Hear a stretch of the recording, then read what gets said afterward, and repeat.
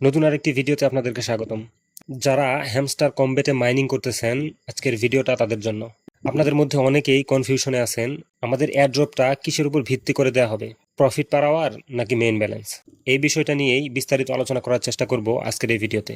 সবাই কনফিউশনে আছে যে আমরা যে এয়ারড্রপটা পাবো এটা কিসের উপর ভিত্তি করে পাবো, আমাদের টোটাল পয়েন্টের উপর ভিত্তি করে পাবো নাকি আমাদের যে পার আওয়ার প্রফিট আছে প্রফিটের উপর ভিত্তি করে পাবো। তো এই বিষয়টা ক্লিয়ার করার জন্য আপনাদেরকে আমি আজকে হ্যামস্টার কমব্যাট তাদের অফিসিয়াল চ্যানেলে একটি পোস্ট শেয়ার করেছে। এই পোস্টটি আমি আপনাদেরকে দেখাতে চাচ্ছি। তো পোস্টটি হচ্ছে এরকম: Pavel, please keep in mind that upgrading your cards and increasing profit per hour is more important than the coin balance. এখন আমি যদি এর সম্পূর্ণ মানেটা আপনাদেরকে বোঝাতে চাই তাহলে আমি একটু গুগল ট্রান্সলেটরটা অন করি, তাহলে আপনারা খুব সহজে বুঝতে পারবেন বিষয়টা। দ্বিতীয় লাইনটা আমি পড়ছি: পাভেল, অনুগ্রহ করে মনে রাখবেন যে আপনার কার্ড আপগ্রেড করা এবং প্রতি ঘন্টায় মুনাফা বাড়ানো কয়েন ব্যালেন্সের চেয়ে বেশি গুরুত্বপূর্ণ।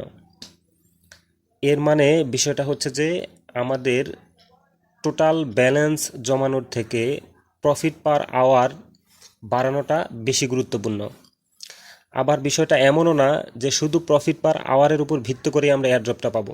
তো সেই ক্ষেত্রে প্রফিট পার আওয়ার বেশি থাকা যেমন জরুরি, ঠিক তেমনি কয়েন ব্যালেন্সটাও থাকাও কিন্তু জরুরি।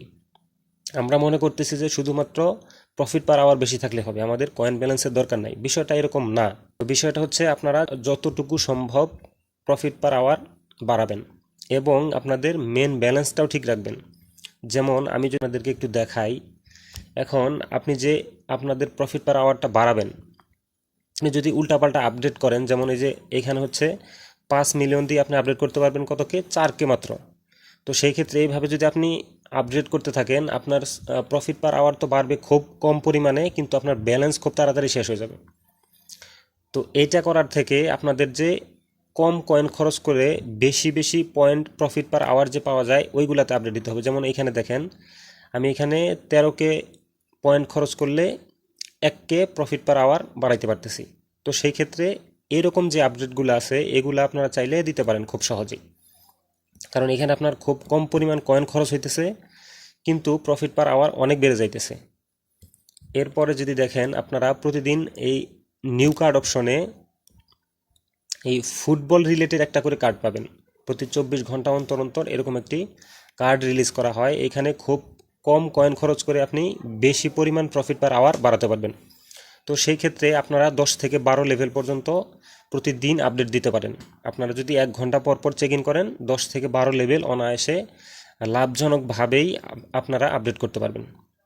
তো আমার পরামর্শ থাকবে আপনারা দুইটাই ঠিক রাখেন, যতটুকু সম্ভব প্রফিট পার আওয়ার বাড়িয়ে যান এবং আপনাদের মেন ব্যালেন্সটাও রেখে যান।